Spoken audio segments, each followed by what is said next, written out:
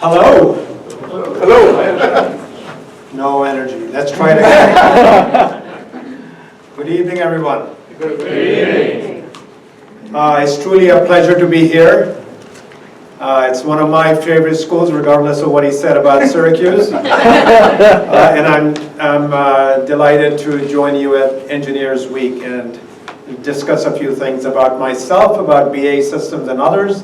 And before I do so, I want to introduce two of my colleagues that have joined me here today. Michael Crawford, who's sitting here, is our Senior Director of Engineering, has about 800 and some engineers reporting into him. He's based here in Endicott, where I'm based, and sitting with him is Jenna Dino. She is our HR leader, deals very much with students and in all facets of employee training and so on, and works with Binghamton University and with BCC.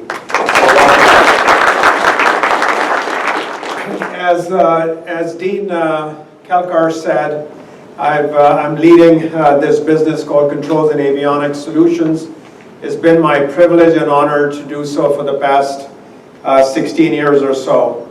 This business has a very rich legacy dating back to 1949, when one of our legacy companies that was called GE Aerospace at the time came down from Schenectady and opened up its flight controls department right here in Plant 59 on Main Street in Johnson City. That plant is no longer there, but many of you may remember it across from Aldi's. And it was there for decades until the flood in 2011.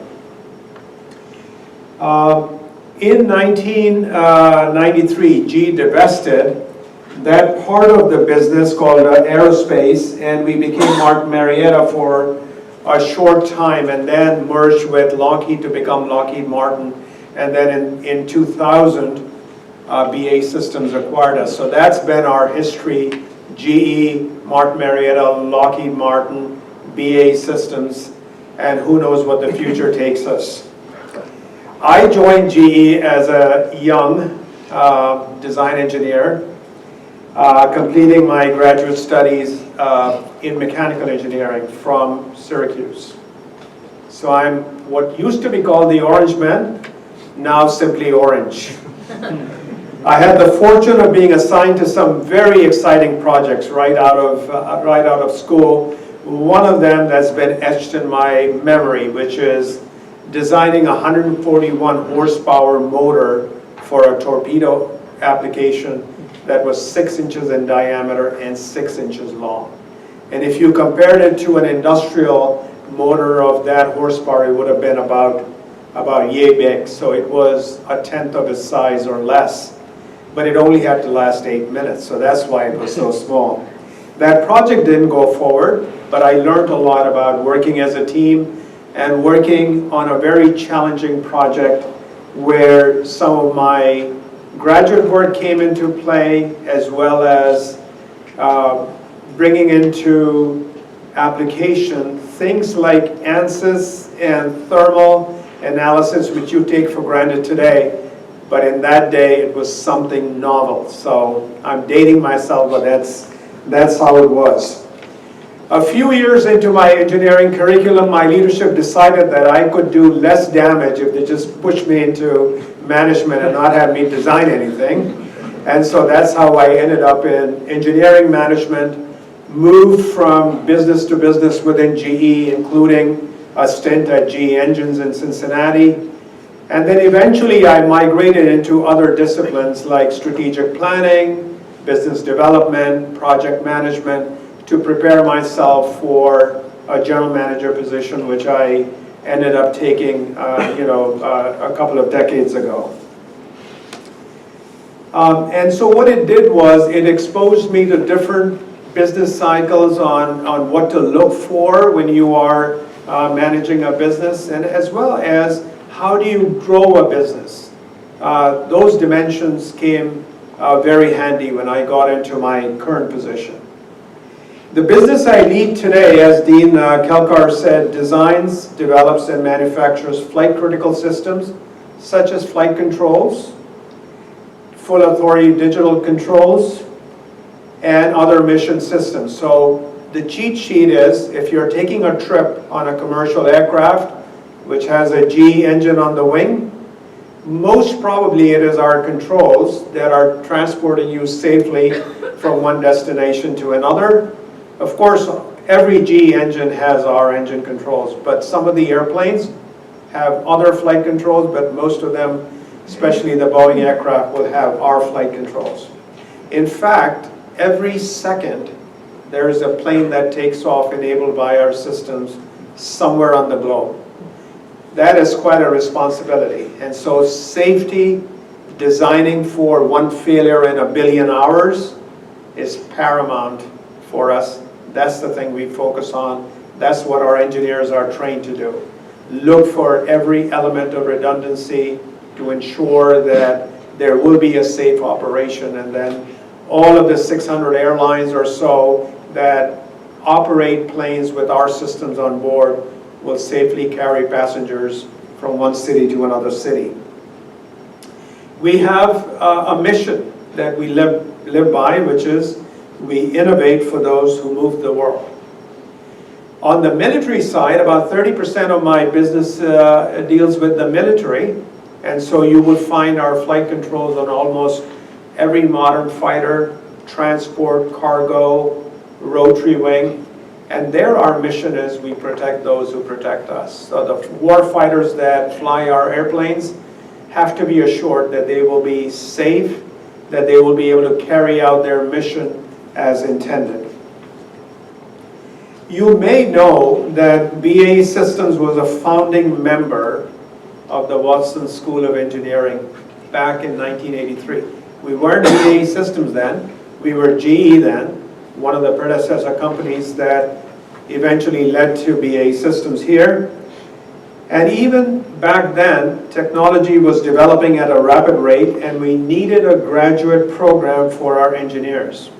Our leaders at the time worked with Dean Faisal, one of the predecessors to Dean Kalkar, who was selected to lead that inaugural class at Watson, and the other technology leaders in the area, which were IBM, Universal, Singer, which became Single Link later, to design a curriculum that supported emerging industry needs and trends. Over the 40-year period or so, we have strengthened this relationship significantly to develop the future workforce through internships, co-ops, and career opportunities. I'm happy to report that today we have more than 150 Watson College alums working at BAE Systems, and 105 of them are in technical leadership positions. Some of them have grown from engineering into other disciplines, but they all have that engineering background from the Watson College. This year's theme of Design Your Future is so exciting and so relevant. We are at an inflection point on several breakthrough technologies that will disrupt how we design, produce, and support future products. From my little vantage point, dealing with controls and avionics, here's a few that I wanted to share with you today. Let me start with a central pillar of technological transformation, generative AI. I'm sure you talk about it every day here. AI algorithms and large language models are showing great promise to analyze both structured and unstructured data in real time. We are seeing benefits of applying some form of generative AI or predictive AI, or even things like random forest in our aftermarket operations, where we can quickly diagnose failures in our most complex products, thereby minimizing the turnaround time for our airline customers. However, I believe that we have just begun to scratch the surface, and the potential for automating our design process, generating new product concepts, and realizing faster design iterations is yet to come. Similarly, model-based engineering and digital twins are changing the way engineers design, test, and validate products. In the case of model-based engineering, mathematical models will be used to define complex systems like an engine, like a full aircraft, while digital twins will create a digital representation that can be used for simulation, testing, and optimization. In our industry, engineers are hoping to use MBE to simulate the behavior at an engine, at an aircraft level, and optimize its performance before a single piece part is ever manufactured, even a prototype. This will enable faster development cycles, reduce costs, and improve quality. Now, I heard that many of you are in the computer science department, so you must recognize the potential of quantum computing and how it will change the way engineers will solve complex problems. I was struck by IBM's recent unveiling of the Condor processor, which represents a monumental leap in this regard, shattering the 1,000-qubit barrier and pushing the limits of scale, yield, and design in quantum chips. As quantum computers become more prevalent and become mainstream, they will drive further breakthrough in areas like energy, like medicine, and like other factions of engineering. Another key driver for us is additive manufacturing. We are using additive manufacturing to produce complex geometries, reducing material waste, and creating customized products. In the aerospace industry in particular, where we often have parts and components with small lot sizes, it is helping us to reduce both cycle time and costs. And again, as we mature 3D manufacturing and printing, we will see more and more of this being applied to our industry. Finally, there will continue to be an increased focus on sustainability. Specifically, as the aviation industry transitions towards more electric, BAE Systems is taking a leadership role to enable the future of flight, as we say. We have announced collaborations with industry leaders, GE and Airbus, and more to come, to mature systems and technologies for the next generation of commercial aircraft. Over the course of the next several years, our energy storage systems and power conversion systems will be flight tested as part of GE's program called Electric Propulsion Flight Demo, funded by NASA and by Airbus on its A380 demonstrator.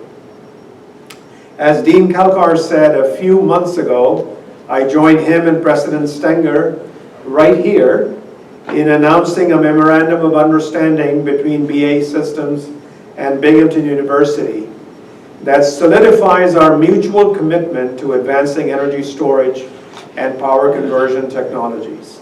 I'm very excited about this collaboration as it pertains to research, development and innovation, education, training and workforce development, and advanced testing. Additionally, we will be able to leverage the resources and shared activities of Binghamton University-led Upstate New York Energy Storage Engine funded by NSF. It goes without saying that we are so fortunate to have Sir Stanley Whittingham, his expertise and guidance as we explore stable battery chemistries that will deliver a step function improvement in energy density. And now for the students in the room, I hope you know that you will be entering your professional career at an extremely exciting time. Please continue your development through experiential learning, technical workshops and conferences and mentorship opportunities. Please continue to be curious and innovative as you design your future. And please be bold. Please make sure that you're taking the risks, because that's how you will grow your boundaries. I close by thanking Dean Kalkar, the faculty that is in this room, for their continued support of our business. Watson College has been and remains a key enabler for maintaining our position as a global leader. Thank you for having me today, Dean. Thank you very much.